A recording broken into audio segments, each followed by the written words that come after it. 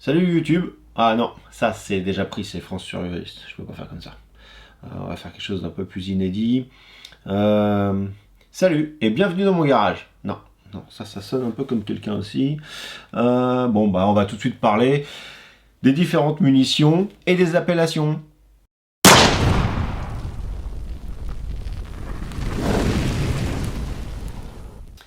Alors là, gros sujet, parce que comme je vous disais dans la précédente vidéo, on va parler débutant.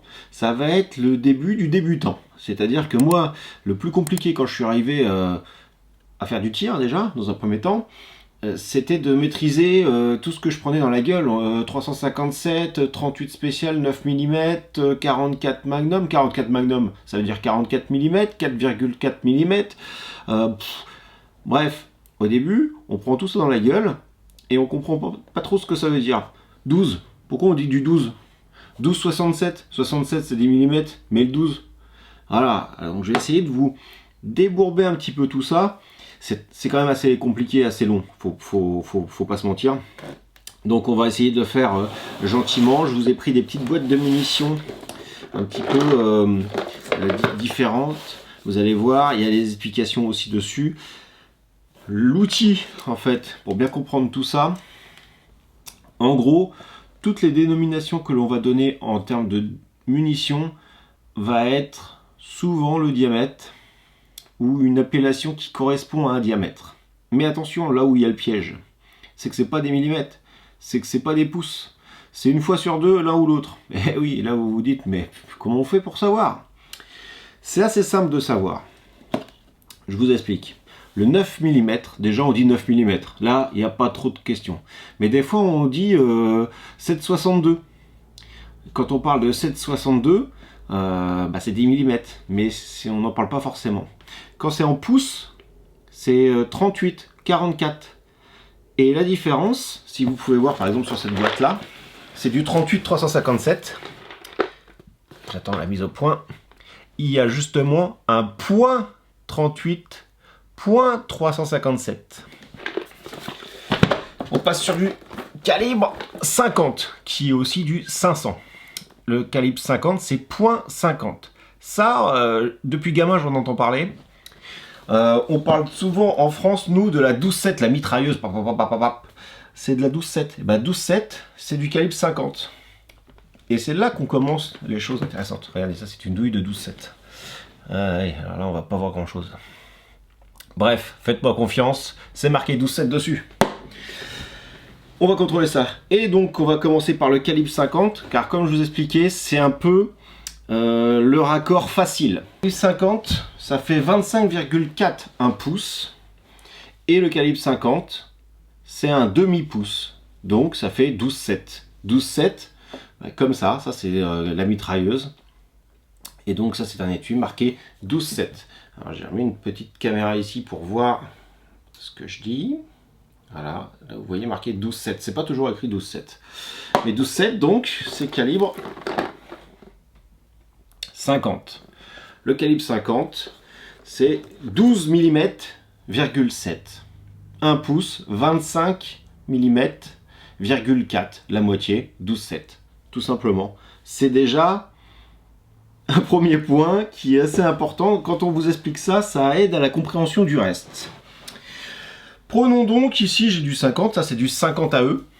C'est la munition du Desert Eagle. 50 AE manufacturé que je me sers en repère. Et ici, on a des balles que l'on met dedans.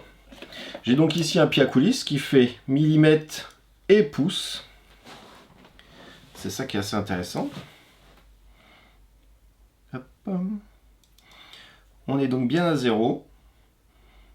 Et le diamètre de ma balle que je vais prendre, normalement, si je dis pas trop de conneries, on est à peu de choses près, mais hop, je suis un peu trop dessus. Voilà, on est à 500. Donc là, 0,500. Ça, c'est quand on parle 500, c'est plus pour les revolvers. Et on est à 50 quand on parle plus généralement de calibre, parce que on prend les deux dernières derrière la virgule. ce qui est valable pour ça. Ici, on a du 45 ACP, 45 long colt. Dès qu'on va vous parler de 45, c'est 0,45 pouces. Alors moi, je fais jamais la conversion, je parle en... Hop, 45, c'est du 45. Voilà, c'est ce que j'ai là. Ça, c'est des spires. On a du 44. Ça, c'est du 44 Magnum, pareil. Point 44 Magnum.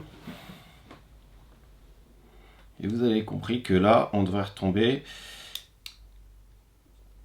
sur 44. Et non, on n'est pas à 44. Parce que le 44 Magnum, c'est ce que fait le canon. Mais on prend du 429. 429, c'est le diamètre de la balle. C'est là où il y a des subtilités. Après, le 22. Le 22, c'est pareil. Ça nous donne 0,22 qui nous fait 5 mm 6. Voilà. Donc moi je pars du principe que quand on est en millimètres, on parle en millimètres. 9 mm, je vous ai pas montré du 9 mm. 9 mm, c'est 9 mm,0. Mais des fois, on a des variantes avec... là, pour le coup, on passe après à parler en pouces. Et on a du 355, 356. Et donc, on a différents 9 mm légèrement plus gros, plus petits, en fonction de l'étanchéité qu'on veut avoir avec le canon. Mais c'est encore un truc assez technique, ça sert à rien d'aller si loin. Donc, en gros, pour vous faire comprendre, déjà, la base, c'est que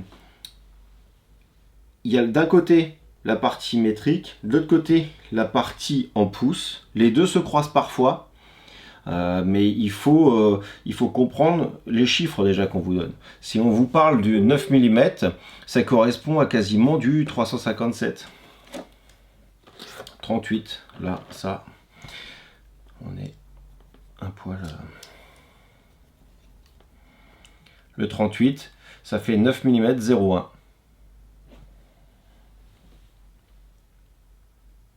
Et c'est du 38 357.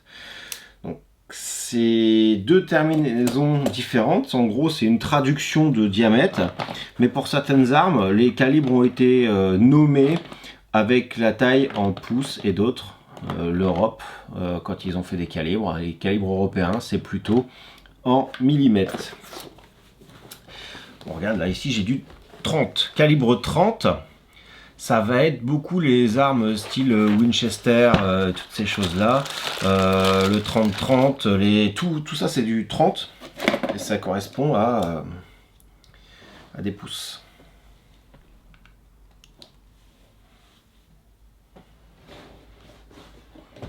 0,30 pouces. C'est ce qu'on a ici. Voilà. Donc là c'est... un premier contact avec cette explication, cette mesure. Et donc la mesure se prend, quand on parle de calibre, vous voyez celle-ci c'est du 9 mm, ce qu'on appelle tronc conique. Et la prise de diamètre, c'est le diamètre extérieur qui va être dans le canon. Vous voyez, c'est ici. Si vous regardez la forme, là, ça peut se resserrer. Il peut y avoir des gorges de sertissage. Une gorge de sertissage, ça ressemble à ça. C'est là où l'étui va s'arrêter et on va sertir légèrement. Là, on a du sertissage.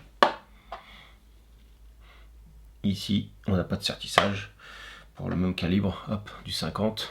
Ici, on n'a pas de sertissage. Ici, on a un sertissage. On arrête l'étui. On arrête l'étui, ça sera là. Et on serre. Ça, c'est s'ils mettent une gorge de sertissage, c'est qu'ils ont calculé le volume, ils ont calculé ce qui doit dépasser. Parce que l'étui a une norme aussi. C'est normé, c'est la longueur de l'étui maxi à une taille et tout, pour que n'importe quel 9 mm aille dans n'importe quelle arme de 9 mm. Les longueurs totales on va dire de cartouches peuvent changer. Vous voyez, ça c'est deux 9 mm et elles sont pas elles sont pas à la même hauteur parce que tu en as une qui est une Goldot qui va être une expansive et une qui va être Parabellum qui elle va être pénétrante. Voilà. Donc il y a différentes tailles. C'était un premier contact. Ensuite, je vous dis, le mieux c'est de prendre des livres. Pour les explications, le Malfatti est bien fait, le rechargement est très bien aussi. On vous explique un peu tout ça. Mais voilà, ce qu'il va falloir commencer à comprendre, c'est les diamètres, les entrées.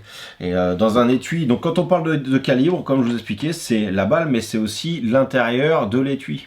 Parce que forcément, la balle doit rentrer, forcément, mauvais exemple, la balle, ça c'est du 45 ACP, doit rentrer dedans. Voilà, elle n'a pas été évasée, hein, on verra ça plus tard, mais ça s'évase un petit peu, et ça rentre dedans. 9 mm pareil. Ça doit coincer un petit peu, celle-là elle a été évasée, elle a été recalée, hop, et donc ça rentre dedans. Et il faut savoir quand est-ce qu'on s'arrête ou pas, la forme de la balle, tout ça. Et donc l'extérieur de la balle fait l'intérieur de l'étui, en gros. Il y a aussi des balles un peu spécifiques. Ici j'ai de la grenaille. C'est une petite capsule avec des petites billes de plomb.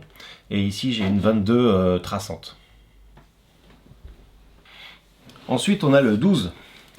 Donc le 12, c'est encore autre chose. C'est ni des pouces, ni des millimètres, ni rien du tout. C'est 12 gauge. Et gauge, c'est une norme d'épaisseur de section américaine. Ça, je ne connais pas là la correspondance. On va le savoir tout de suite. Pour pouce, ça correspond à rien. Ça fait la cartouche en elle-même fait 19,75 mm. En gros, ça fait 2 cm de diamètre, grossièrement. Par contre, la deuxième norme que l'on a ici, il y a marqué 12, là il y a marqué 67. Ça, c'est des millimètres. Le 67 que l'on a là, c'est la hauteur. Donc la hauteur de la cartouche ou la profondeur maximum de la chambre. Là où on met la cartouche, ça s'appelle une chambre. D'où le terme chambrer une cartouche, mettre une cartouche dans la chambre. Les Américains, eux, ils parlent en pouces. Là, on est sur du 2,3 pouces. Donc, c'est pour les fusils qui sont chambrés en 2 pouces et demi, par exemple. Donc, une fois qu'on a le diamètre que l'on veut, par exemple, vu que le 357 et le 38, c'est le même diamètre, on a un jeu d'outils. Et là, dessus, c'est marqué 38, 357. Forcément, parce que 38 et 357, la seule chose qui change, ça va être l'étui. Et pourquoi il change? Parce qu'il passe en magnum, c'est-à-dire qu'il y a plus de poudre. On a du magnum de champagne, on a du magnum de magnum de magnum, c'est toujours plus de matière à l'intérieur. Et là, on a 2 étuis, un qui est plus long que l'autre. Donc, vu que c'est les mêmes outils, il faudra juste faire des réglages d'outils en hauteur différents. Je peux pas vous montrer, là j'en ai que quelques-uns dedans parce que je m'en sers pas. Mais en gros, les outils, si vous regardez, ici, à l'intérieur, il y a une petite bague. Et la bague qui est là est en carbure pour que ça puisse glisser correctement et bien faire la chambre. On imagine, ça rentre dedans comme ça, dans la presse. Et c'est pour vraiment recalibrer l'extérieur. Donc les diamètres sont importants. On a un petit livret. Et c'est pour ça que j'ouvre à la base, je voulais vous montrer. Dans ce petit livret, on a les cotes. Parce que ça sera toujours ça. Le 38 spécial devra toujours être à cette norme-là pour être sûr de rentrer dans tous les revolvers qui utilisent du 38. Là, ils ont été sympas. Ils nous ont mis les deux, que ce soit en millimètres et en pouces. Je vous montre ça de suite. On a la longueur de ce qu'ils appellent trim, c'est la longueur qu'il faut régler pour l'étui, qui fera 29,34 mm ou 1 pouce,155. Et la longueur totale, 39,37. Voilà. On a pas mal d'autres petites choses après. Et on a aussi des doses de poudre américaines, je crois, là-dessus. Ici, on a quelques doses de poudre avec le poids et la poudre différente que l'on a. Et il y a la Vita, c'est pas mal déjà.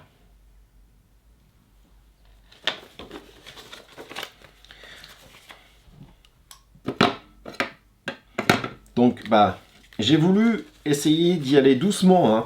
Donc les rechargeurs, me tapez pas sur la tête, vous connaissez ça par cœur, mais je me mets à la place de la personne qui atterrit, comme m'a demandé de faire, enfin m'a dit que c'était plus pertinent de faire EzoBook. Il faut vraiment effectivement que je me remémore, moi quand je suis arrivé dans le milieu et que j'y connaissais rien, qu'est-ce qui m'a le plus ennuyé au départ, et cette histoire de diamètre, c'est assez compliqué. Donc je vous conseillerais, pour ce qui est des diamètres, de rester en millimètres quand c'est des millimètres. Le 7,62 par 51, c'est du 308. Donc 7,62 le diamètre de la balle, 51 la longueur de l'étui. L'étui, c'est ce que vous voyez ici, qui est ce qu'on pourrait appeler chromé. C'est nickelé en fait, mais c'est la couleur brillante. Si je regarde, je mets là, hop hop hop, ça fait 51, parce que c'est du 308, et le 308 autant c'est du 7,62. Donc ici on a 7,62, forcément, hop, on a 7,62 par 51, mais ça s'appelle aussi du 308. Là on a deux dénominations pour exactement la même cartouche. C'est là où c'est un peu piégeux. En Europe on va appeler ça, plus dans le côté chasse on va appeler ça du 308, et plus les militaires vont appeler ça du 7,62. Ils vont même pas donner la longueur parce qu'ils utilisent qu'un seul 7,62. Mais le 7,62, faut savoir que c'est le diamètre de la Kalachnikov aussi. Et mais c'est du 7,62 par 39. L'étui est beaucoup plus court, il y a moins de poudre dedans. Voilà, c'est des spécificités comme ça. Si vous voulez que je vous explique peut-être différemment, j'ai peut-être oublié quelque chose, posez-moi des questions en commentaire, je vous répondrai, j'essaierai de peut-être même refaire une autre vidéo si j'ai, ou une vidéo complémentaire. Donc là je vous présente un petit peu différentes balles. Donc là si vous voulez vous avez la cartouche de 50, c'est une cartouche de 50, mais on peut avoir différentes balles ou ogives, c'est-à-dire en gros le bout qui part. Celle qui est montée donc sur l'étui ou la douille, c'est une expansive. On a aussi avec des bouts plomb, on a aussi celle-là qui est pas en or mais en plomb recouvert électriquement, et la dernière c'est du plomb peint. Et quand ça arrive en but de tir, ça donne ça. On retrouve le cul de la balle, qui doit correspondre peut-être bien à celui-là par exemple, là, voilà. Et ça vient s'écrabouiller, tout simplement. Ça donne ça. Le 9 mm, pareil. Vous voyez, c'est toujours du 9 mm, donc le diamètre est toujours le même, ça rentre exactement dans les mêmes armes, mais le calibre ne correspond pas toujours à la cartouche. Là, je vous présente les toutes petites. C'est un calibre 22. Donc 22, c'est le diamètre. Ok.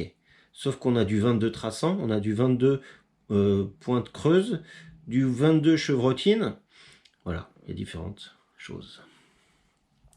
Ce que je vous parlais tout à l'heure avec le 357 et le 38. Là, on a ce qu'on appelle deux calibres. Pourtant, le diamètre est le même, mais c'est deux cartouches différentes. À droite, le Magnum, et à gauche, un étui vide et un étui de Wet Cutter. Wet Cutter, c'est une balle qui est complètement rentrée dans l'étui, qui va faire en fait emporte-pièce sur le carton. Et ça nous fait des beaux trous dans notre cible. Semi-Wet Cutter, c'est presque, enfin c'est demi emporte-pièce, vous voyez, ça fait une lèvre ici. C'est cette lèvre-là qui va bien couper. Le 45, on a aussi une expansive, style Goldot, du tronc conique semi-Wet Cutter, et le bout très connu, arrondi comme ça la fait un petit peu joufflu.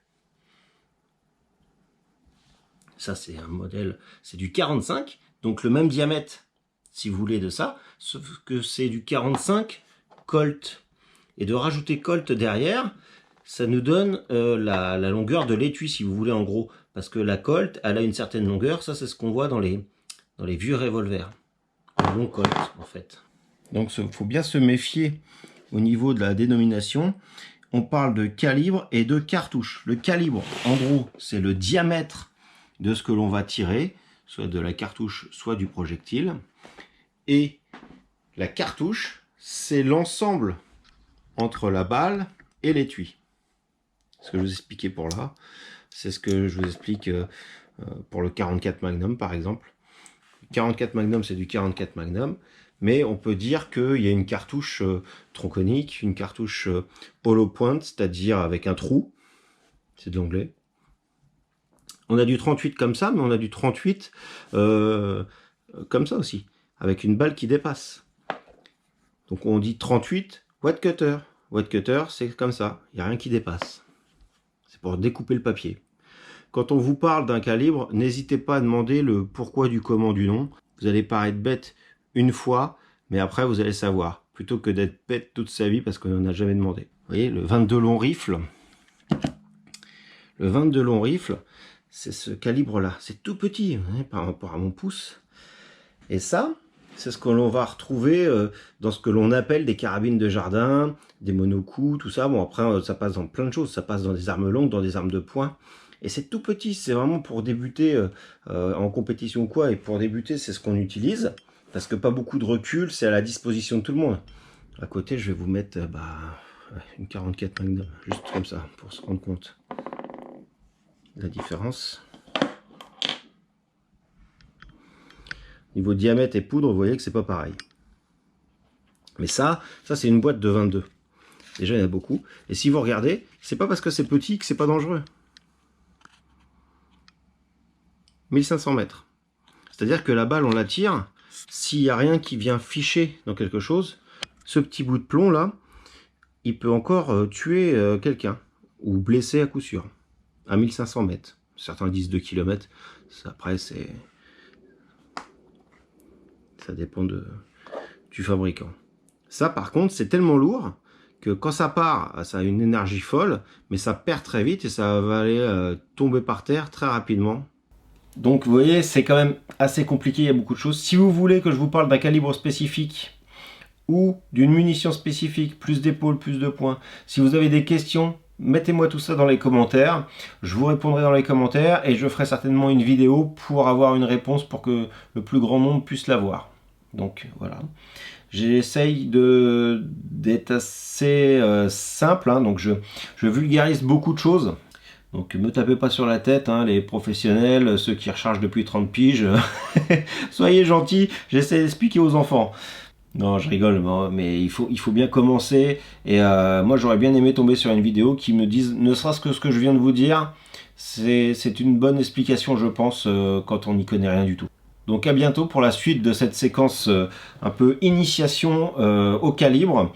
Et sinon, on continue les vidéos.